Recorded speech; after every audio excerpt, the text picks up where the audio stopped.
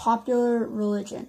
Far less is known about popular beliefs than about formal intellectual life in the Middle Ages. Christian devotion undoubtedly ran deep and may have well increased with time among many ordinary people. At least in the early medieval centuries, many people diligently followed Christian rituals, yet seemed unaware of how many of their actions might contradict Christian morality. For example, Raoul de Cambrai, hero of a French epic written down in the late 12th century but orally transmitted earlier, sets fire to a convent filled with nuns, then asks a servant to bring him some food. The servant berates him for burning the convent, then reminds him that it is Lent, a time of fasting and repentance before Easter.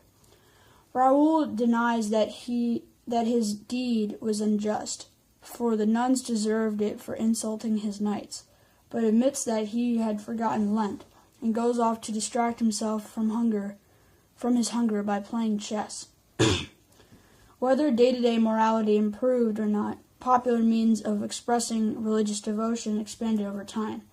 The rise of cities saw the formation of lay groups to develop spirituality and express their love of God. The content of popular belief evolved as well. Enthusiasm for the veneration of Mary, the mother of Jesus, expanded by the 12th century, showing a desire to stress the merciful side of Christianity, rather than the supposed sternness of God the Father, and the new hopes of assistance in gaining salvation. The worship of various saints showed a similar desire for intermediaries between humanity and God. At the same time, ordinary people continued to believe in various magical rituals, and they celebrated essential pagan festivals, which often involved much dancing and merriment. They blended their version of Christianity with great earthenness and spontaneity, some of which was conveyed by late medieval authors such as English writer Geoffrey Chaucer. Religious themes in art and literature. Religious art was another cultural area in which the medieval West came to excel, as was the case in other societies where religious enthusiasm ran strong, such as the Islamic Middle East or Hindu India. Like philosophy, medieval art and architecture were intended to serve the glory of God. Western painters used religious subjects almost exclusively. Painting mainly on wooden panels, artists in most parts of Western Europe depicted Christ's birth and suffering and the lives of the saints, using most parts of Western Europe, using stiff, stylized figures. By the 14th and 15th centuries, artists improved their ability to render natural scenes realistically and portrayed a host of images of medieval life as backdrops to their religious subjects. Stained glass designs and scenes for churches were another important artistic expression. Medieval architecture initially followed Roman models, particularly in church building, using a rectangular or Romanesque style sometimes surmounted by domes. During the 11th century, however, a new style took hold that was far more original, though it benefited from knowledge of Muslim design, plus advances in structural engineering in the West itself. Gothic architects built soaring church spires and tall arched windows, as Figure 10.6 illustrates. Although their work focused on creating the churches and great cathedrals, some civic buildings and palaces also picked up the Gothic motif. It is not far-fetched to see the Gothic style as a representative of Western post-classical culture more generally. Its spiritual orientation showed in the towers cast up to the heavens. It built also on growing technical skills and deep popular devotion, expressed in money collected to build the huge monuments and patient labor needed for construction that often lasted many decades. The originality of Gothic styles reflected the growing Western ability to find suitable new means of expression, just as use of Gothic styles in the later Western world showed the ongoing power of the medieval models. Medieval literature and music reflected strong religious interests. Most Latin writing dealt with points of philosophy, law, or political theory. However, alongside writing in Latin came the development of a growing literature in spoken languages or vernaculars of Western Europe. The pattern was not unlike that of India a few centuries earlier after the fall of the Gupta Empire, when Sanskrit served as a scholarly language, but increasing power was given to popular languages such as Hindi. Vernacular literature helped develop separate European languages and focused largely on secular themes. Several oral sages dealing with the deeds of great knights and mythic figures in the past were written down. From this tradition came the first known writing in early English, Beowulf, and in French, the Song of Roland. Late in the Middle Ages, a number of writers created adventure stories, comic tales, and poetry in the vernacular tongues, such as the Chaucer's Canterbury Tales. Much of their work, and also plays written for performance in the growing cities, reflected the tension between Christian values and a desire to portray the richness and coarseness of life on earth. Chaucer's narrative shows a fascination with bawdy behavior, a willingness to poke fun at the hypocrisy of many Christians, and an ability to capture some of the tragedies of human existence. In France, a long poem called the Roman Romance of the Rose used vivid sexual imagery, and the poet Villon wrote in largely secular terms of the terror and poignancy of death. Also using vernacular language, a series of courtly poets, or troubadours, based particularly in southern France in the 14th century, wrote hymns to the love that could flourish between men and women. Although their verses stressed platonic devotion rather than their sexual love and paid homage to courtly ceremonies and polite behavior, their concern with love was the first sign of a new valuation of this emotional experience in the Western tradition. In sum, medieval intellectual and artistic life created a host of important themes. Religion was the centerpiece, but it did not preclude a growing range of interests. From science to romantic poetry, medieval culture was a rich intellectual achievement in its own right. It also set in motion a series of developments in rationalist philosophy, science, artistic representations of nature, and vernacular literature that would be building blocks for later Western thought and art. Changing economic and social forms in the post-classical centuries. Although culture provided the most obvious cement for Western society during the Middle Ages, economic activity and social structure also developed common features. Here, too, the post-classical West demonstrated impressive forms of innovation, for classical patterns had little hold. As trade revived by the 10th century, the West became a common commercial zone. Most regions produced primarily for local consumption, as was true in agricultural societies generally. But Italian merchants actively sought cloth manufactured in Low Countries, present-day Belgium and Netherlands. And merchants in many areas traded for wool produced in England or timber supplies and furs brought from Scandinavia and the Baltic lands. Great ports and trading fairs, particularly in the Low Countries in northern France, served as centers for Western exchange as well as markets for a few exotic products such as spices brought in from other civilizations, map 10.3. Western Europe also saw a clear expansion in productive capacity during much of the post-classical period, with cranes and agriculture supporting some growth in urban manufacturing. These achievements here did not rival those of East Asia, where the production gains and social consequences were more substantial, but they did contribute to this larger theme in the period as a whole. New strains in ritual life. The improvements in agriculture after 900 CE brought important new ingredients to ritual life. Some peasants were able to shake off most severe constraints of manorialism, becoming almost free farmers and only a few obligations to their landlords, although rigid manorialism remained in place in many areas. Noble landlords still served mainly military functions. For ownership of a horse and armor were prerequisites.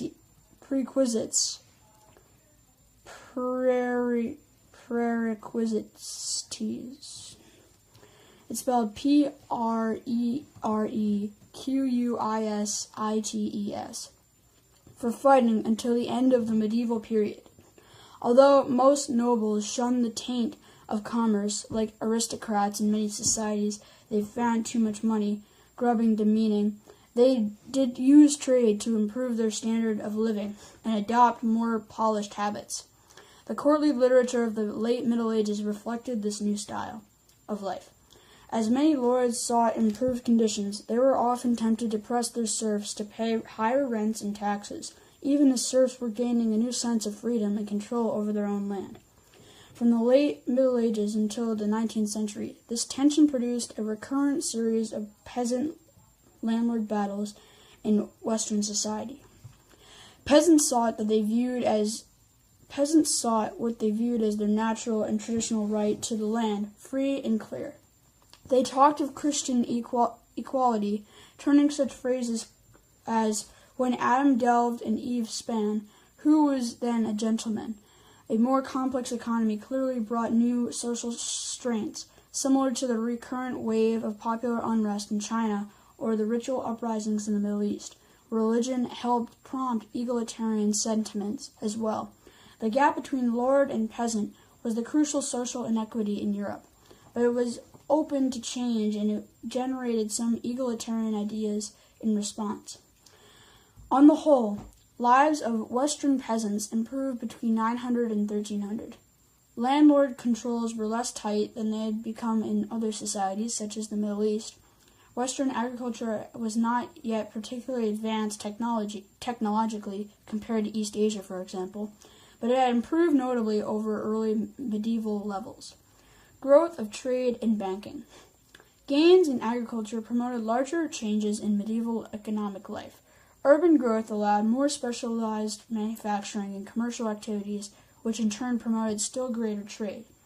Spearheaded by Italian business people, banking was introduced to the West to facilitate the long-distance exchange of money and goods, figure 10.7. The use of money spread steadily to the dismay of many Christian moralists and many ordinary people who preferred the more direct, personal ways of traditional society. The largest trading and banking operations, not only in Italy, but in southern Germany, the Low Countries, France, and Britain, were clearly capitalistic. Big merchants invested funds in trading ships and goods they carried, hoping to make large profits on this capital. Profit-making was not judged kindly by Christian thinkers such as Thomas Aquinas, who urged that all prices should be just, reflecting only the labor put into the goods. Rising trade took several forms. There were exchanges between Western Europe and other parts of the known world. Wealthy Europeans developed a taste for some of the luxury goods and spices of Asia. The later were not used merely to flavor food, but were vital in preserving perishable items such as meat. Spice extracts also had great medicinal value. The Crusades played a role in bringing these products to a wider attention. A Mediterranean trade redeveloped, mainly in the hands of Italian merchants, in which European cloth and some other products were exchanged for more polished goods of the East. Commerce within Europe involved exchanges of timber and grain from the north for cloth and metal products manufactured in Italy and the Low Countries. At first, an export of raw wool, England developed some manufactured goods for exchange by the later Middle Ages. Commercial alliances developed. Cities in northern Germany and southern Scandinavia grouped together in Hanseatic League in the Hanseatic League to encourage trade. With growing banking facilities, it became possible to organize commercial transactions throughout much of Western Europe. Bankers, including many Jewish business people, were valued for their science in lending money to monarchs and the papacy. The growth of trade and banking in the Middle Ages served as origin of capitalism in Western civilization. The greater Italian and German bankers, the long-distance merchants of the Hanseatic cities, were clearly capitalistic in their willingness to invest in trading ventures with the expectation of profit. Given the dangers of trade by land and sea, the risks in these investments were substantial, but profits of 100% or more were possible. In many cities, such as London, groups of powerful merchants banded together to invest in international trade, each buying shares in the venture and profit or losing accordingly. Individual merchants could amass and lose great fortunes. Jacques Jacques,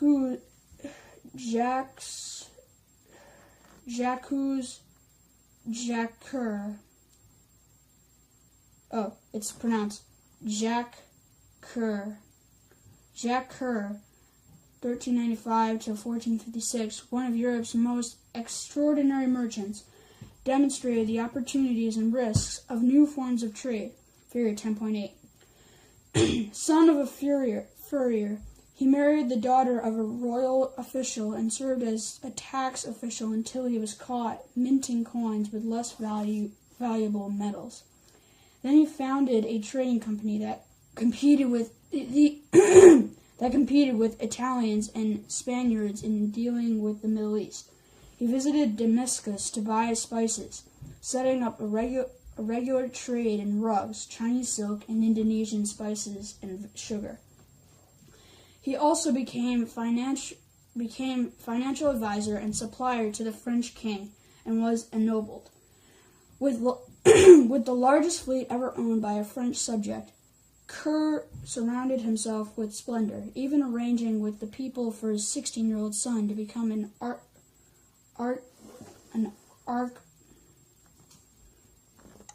archbishop. But he had enemies, many of them nobles in debt to him, and they turned the king against him. Tortured, he admitted to various crimes, including supplying weapons to Muslims. His property was confiscated, but adventurer to the last. He died on a Greek island while serving in a papal fleet against the Turks. By world standards, this was not a totally unprecedented merchant spirit. European traders were still less venturesome and less wealthy than some of their Muslim counterparts. Nor was Western society as tolerant of merchants as Muslim or Indian societies were. Yet Western commercial endeavors clearly were growing. Because Western governments were weak, with few economic functions, merchants had a freer hand than in many other civilizations. Many of the growing cities were ruled by commercial leagues. Monarchs liked to encourage the cities as counterbalance to the power of the landed aristocracy. In the later Middle Ages and beyond, traders and kings typically were allied. However, aside from taxing merchants and activities, merchants even developed their own codes of commercial law, administered by city courts. Thus, the rising merchant class was staking out an unusually powerful and independent role in European society. Capitalism was not yet typical of the Western economy, even aside from moral qualms fostered by the Christian tradition. Most peasants and landlords had not become enmeshed in the market system. In the cities, the dominant economic ethic stressed group protection from profit-making. The characteristic institution was not the international trading firm, but the merchant or artisan guild. Guilds grouped people in the same business or trade in a single city, sometimes with loose links or similar guilds in other cities. These organizations were new in Western Europe. Although they resembled guides in various parts of Asia with but with a greater independence from the state. They stressed security and mutual control. Merchant guilds thus attempted to give all members a share in any endeavor. If a ship pulled in loaded with wool, the clothiers' guild of the city insisted that all members participate in the purchase so that no one member would monopolize the profits. Artisan guilds were made up of the people in the city who actually made cloth, bread, jewelry, or furniture. These guilds tried to limit their membership so that all members would have work. They regulated apprenticeships to guarantee good trading, but also to ensure that no member would employ too many apprentices and so gain undue wealth. These discourage new methods because security and a rough equality, not maximum individual profit, were the goals. Here was their alternative to the capitalistic approach. Guilds also tried to guarantee quality so that the consumers would not have to worry about shoddy quality on the part of some unscrupulous profit seeker. Guilds played an important political and social role in the cities, giving their members recognized status and often a voice in the city government. Their statutes were in turn upheld by municipal law and often backed by the royal government as well. Despite the traditionalism of the guilds, manufacturing and commercial methods improved in medieval Europe. Western Europe was not yet as advanced as Asia in iron-making and textile manufacture, but it was beginning to catch up. In a few areas, such as cloth-making, which involved both sophisticated technology and a concern for a precise time initially linked to the schedule of church services, European artisans led the world.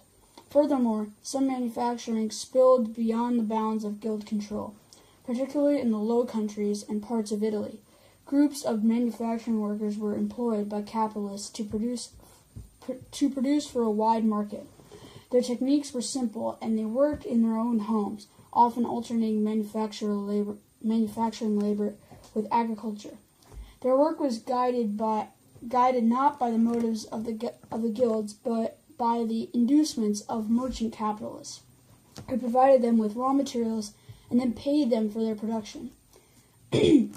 Thus, by later Middle Ages, Western Europe's economy and society embraced many contradictory groups and principles. Commercial and capitalist elements jostled against the slower pace of economic life in the countryside, and even against the dominant group protectionism of most urban guilds. Most people remained peasants, but a minority had escaped to the cities, where they found more excitement, along with increased danger and higher rates of disease.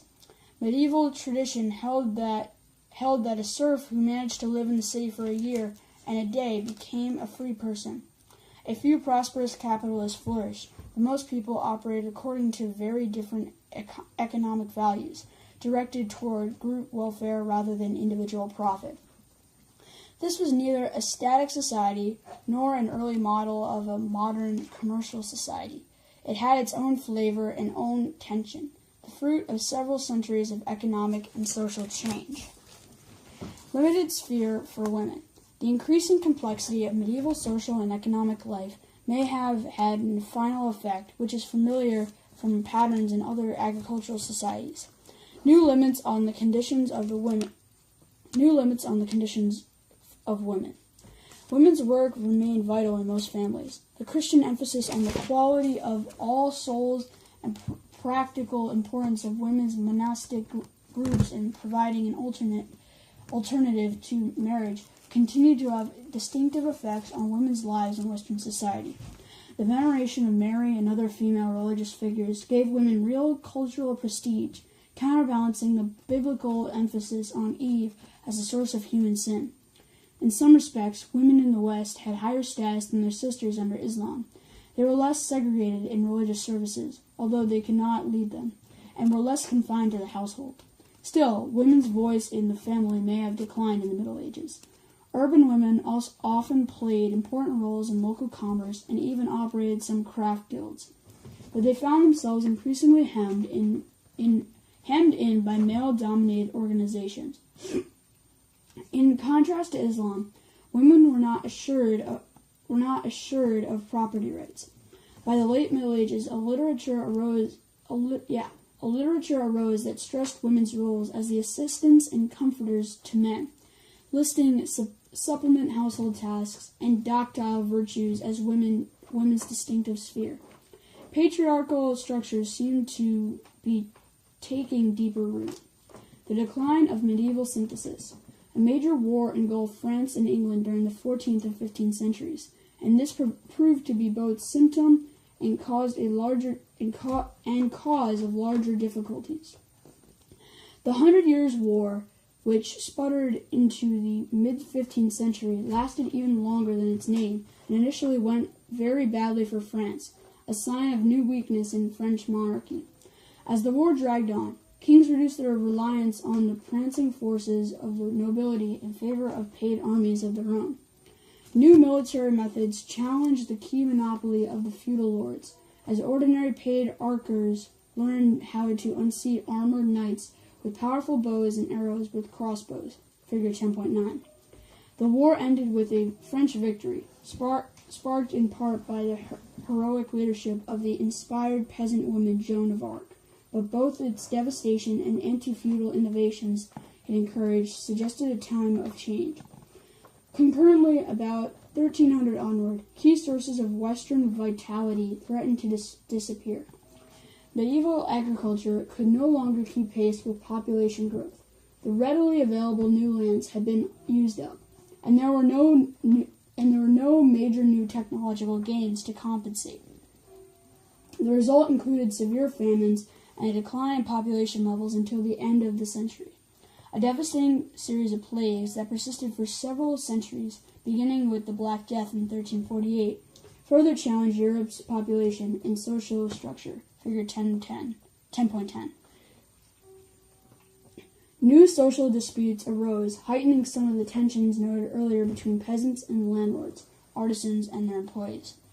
Not until the 16th century would the West begin to work out its new social structure. The West's economy did not go into a tailspin.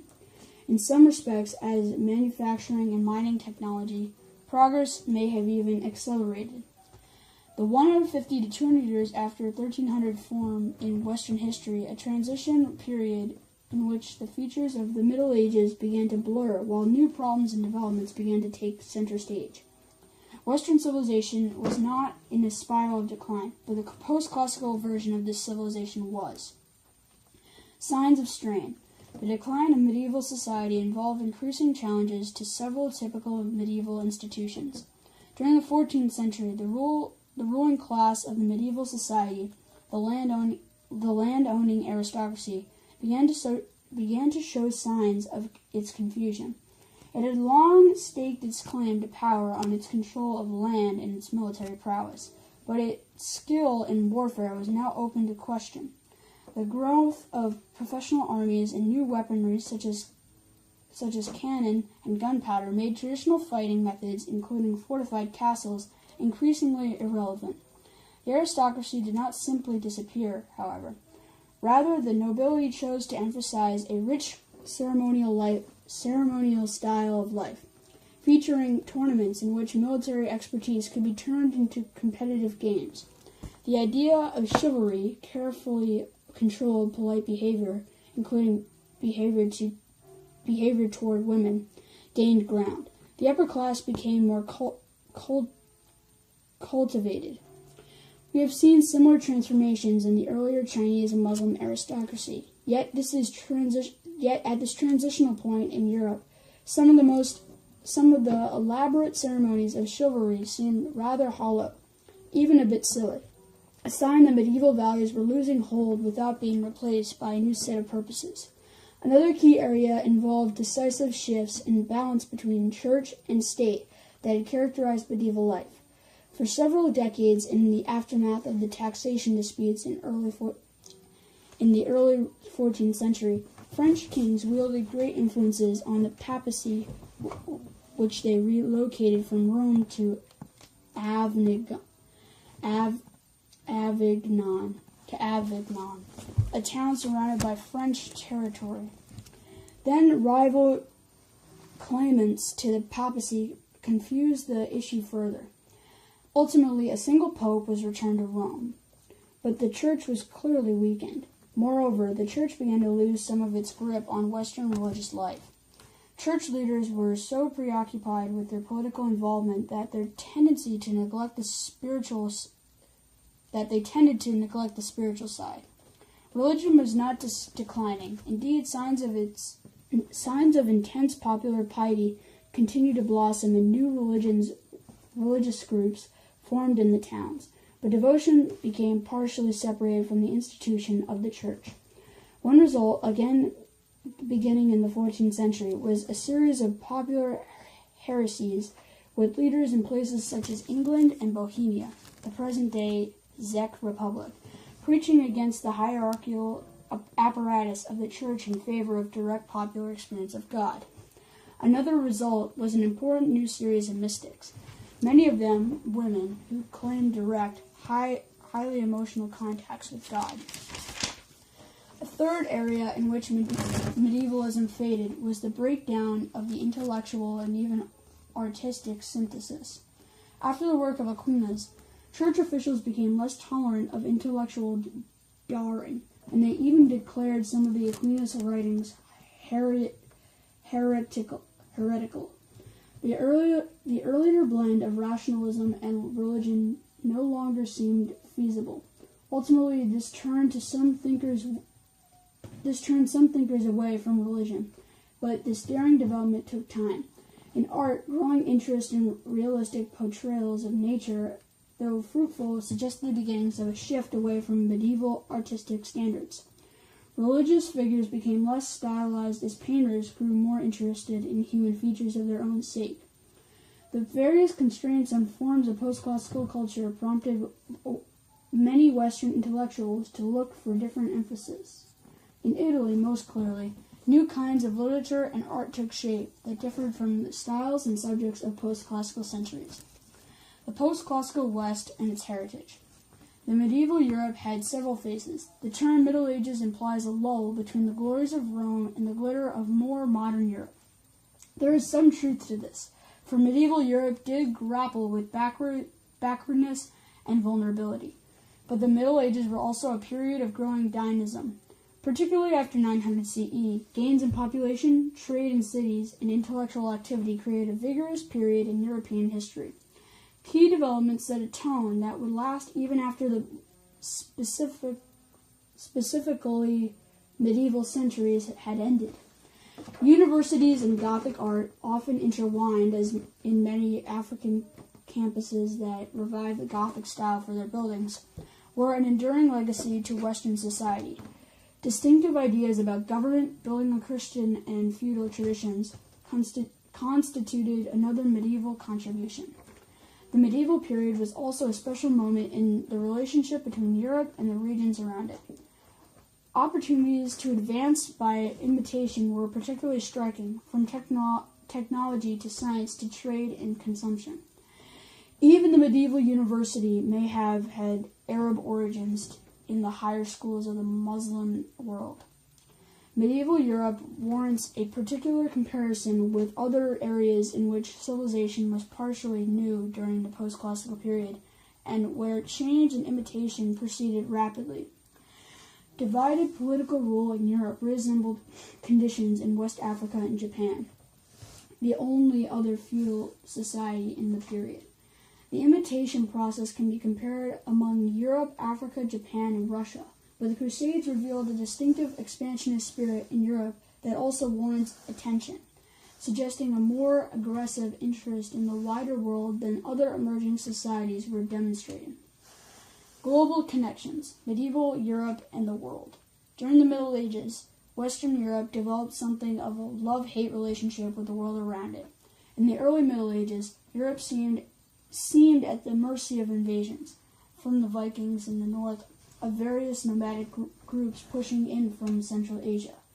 European leaders were also keenly aware of the power of Islam, which controlled most of the Mediterranean, including Spain. Most Europeans saw Islam as a dangerously false religion and an obvious threat. At the same time, there was much to be learned from this wider world. During the Middle Ages, Europeans actively copied a host of features from Islam, from law to science and art.